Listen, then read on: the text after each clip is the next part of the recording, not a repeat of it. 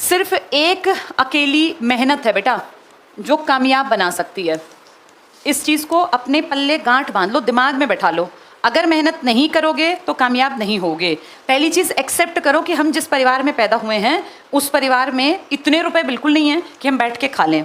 जो लोग बेटा इस चीज़ को एक्सेप्ट नहीं करते ना वो आगे नहीं बढ़ते। तुम्हारे पिताजी का, दादा का चाहे कितनी संपत्ति हो वो तुम्हारी नहीं है। तुम्हें मिल जाए अलग बात है, और मैं इतना जानती हूँ कि मिडिल क्लास के पास इतना पैसा बिल्कुल नहीं होता कि वो बैठ के खा ले। उसको कमा के मेहनत करके ही खाना पड़ता है, और ये प्राउड की बात है बेटा। लकी समझो अपने आप को। ईश्वर ने तुम्हें ऐसे घर में जन्म दिया जिसमें तुम्हें आगे बढ़ने का मौका मिल रहा है कि तुम मेहनत करो, सीखो, आगे बढ़ो।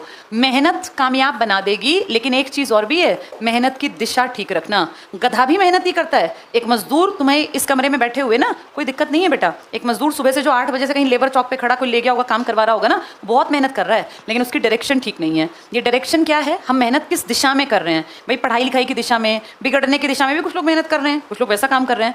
किसी भी चीज़ को जब तुम रोज़ लगातार करते हो तो वो हैबिट बन जाती है। ये तो कहावत है ना, 21 दिन एक काम को लगातार करो आदत बन जाएगी। पढ़ाई भी तो आदत है बेटा। पढ़ाई लगातार बैठ के पढ़ो। तुम 10 दिन 20 दिन अपना नहीं मन लगता पढ़ाई में, सोचो मुझे ये काम 21 दिन करना है। अगर तुम 20-21 दिन तक लगातार पढ़ते रहे ना तो तुम फील करोगे हाँ फिर तो ठीक लगने लग गया पढ़ना। पढ़ने से जो बचते हैं ना उनको ये मानना चाहिए कि इसकी आदत डालनी है। सिगरेट की भी तो आदत डालते हैं लोग, जुए की भी आदत डालते हैं, नशे की भी आदत डालते हैं, गंदे हर काम की आदत। आदत का मतलब क्या? उस काम को बार बार किया और हैबिचुअल हो गए। तो पढ़ाई भी तो बार बार करनी चाहिए। पढ़ाई 2 दिन 3 दिन करने में मुझे पढ़ाई अच्छी नहीं लगती, भैया पढ़ना भी आदत होनी चाहिए। जिसको आदत पड़ गई उसको फील होता है पढ़ाई से आसान कोई काम नहीं है बेटा इस धरती पर। तुम ब्लेस्ड हो कि तुम्हारे माँ बाप तुम्हारा अब तक का खर्चा उठा रहे हैं और तुम अपने घर से मुंह उठा के चले आए। तुम्हें कोई चिंता नहीं कि शाम की रोटी कहाँ से आएगी। तुम्हारी उम्र के बहुत सारे लड़के ना इतनी परेशानियों में दबे हुए हैं कि पढ़ाई को सोच भी नहीं सकते सपने में। उनके ऊपर इतनी जिम्मेदारियां। बहुत सारे लड़के हैं आसपास, देखो अपने, तुम लोग ब्लेस्ड हो। और बेटा लड़कियां तो ब्लेस्ड वैसी भगवान ने बनाई है कि उनसे बहुत ज़्यादा एक्सपेक्ट नहीं करते लोग कि वो बहुत काम करें। लड़कियों के ऊपर लड़कों के मुकाबले आधी जिम्मेदारी होती है, लेकिन उस आधी जिम्मेदारी में भी अपना काम पूरा रखना कि तुम्हें मौका मिला है पढ़ने लिखने का तो खूब पढ़ो। इस टाइम को मत गवाना बेटा, है ना। हर लड़की को फाइनेंशियली इंडिपेंडेंट बनना चाहिए। किसके लिए? अपने लिए, ताकि अपने खुद के पैसे हो, अपना एक स्वाभिमान हो। कोई भी आके पता क्या कह देगा, सुबह से किया ही क्या है, सुबह से करती क्या हो। ये तुमने अपनी माओं के लिए सपने सुना है, लड़कों ने भी सुना है। ये पेट डायलॉग होता है हर आदमी का। घर आएगा, उसका गुस्सा आया हुआ है तो अपनी वाइफ के ऊपर उतारेगा और क्या कहेगा, सुबह से पढ़ी तो थी, करी क्या रखा है। यही बात होती है ना।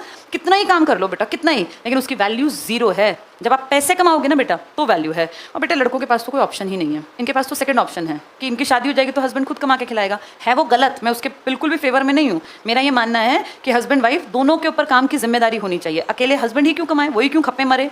लड़कों के पास तो कोई ऑप्शन नहीं है। तो कोई कमाती हुई पत्नी तो तुम्हें ले जाने से रही कि चलो इस बेरोजगार को मैं ले चलूँ, है ना। पति फिर भी ले जाएगा, बिना कमाती पत्नी की कोई बात नहीं। वो कभी ऑप्शन में ऐसे नहीं होगा कि जरूर कमाती हो, पढ़ी लिखी है ठीक है, अच्छे घर से ले जाएगा। पर बेटा लड़के को कोई नहीं ले जाती लड़की। बेरोजगार की शादी कभी पढ़ी लिखी और काबिल लड़की से नहीं होगी। इसको तुम अन्याय मान लो, तुम कुछ भी कह लो, पार्शियलिटी कह लो, पर ये सच्चाई है। अब तुम्हें देखना है कि तुम कितना पैसा कमाओगे और कहाँ तक जाओगे। इसके ऊपर कोई तुम्हारे लिए ना तो बेटा आयोग बना जो तुम्हारे हक की लड़ाई लड़े कि लड़कों को भी अधिकार मिले। तुम्हें तो बेटा सहना पड़ेगा। जो लोग ये मानते हैं ना लड़कियाँ हाय लड़की हो गई, हाय लड़की, अगर ध्यान से देखो ना बेटा, ज़्यादा बड़े सफरर लड़के हैं। जब तुम बड़े होते, मेरे पास तो दोनों हैं बेटा बेटी, तो मुझे पता है कि ज़्यादा जिम्मेदारी मेरे बेटे पे आएगी। ये मैं उसको कहती भी हूँ, भी वो छोटा ही है 11 साल का। लड़कियों की लाइफ कंपैरेटिवली आसान है बेटा, क्योंकि आपका एक छोटा सा सर्कल है, आपको उसमें तो रहना है। लड़कों को बाहर जाके जवाबदेही है हर जगह।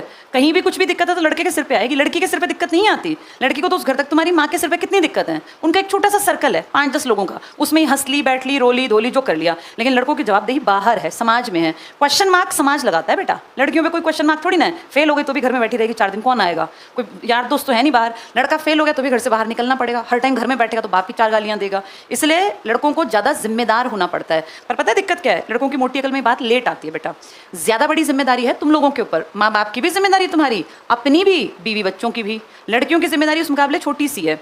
कितनी जिम्मेदारी है, माँ बाप की जिम्मेदारी निभा सकती हैं, लेकिन सकती हैं, ज़रूरी नहीं है। अगर आपके भाई वेल ऑफ हैं, अच्छे हैं, तो फिर ज़रूरत नहीं है। पर लड़के तो कुछ भी नहीं करेंगे तब भी, कितना ही बेरोजगार हो, कुछ भी हो, माँ बाप को लेकर चाहे सरकारी अस्पताल की लाइन में लगना पड़े, जाना तो लड़के को ही पड़ेगा ना, और कौन जाएगा। तो जिम्मेदारी को समझो बेटा, और मेहनत हमेशा अपनी डायरेक्शन सही पकड़ना।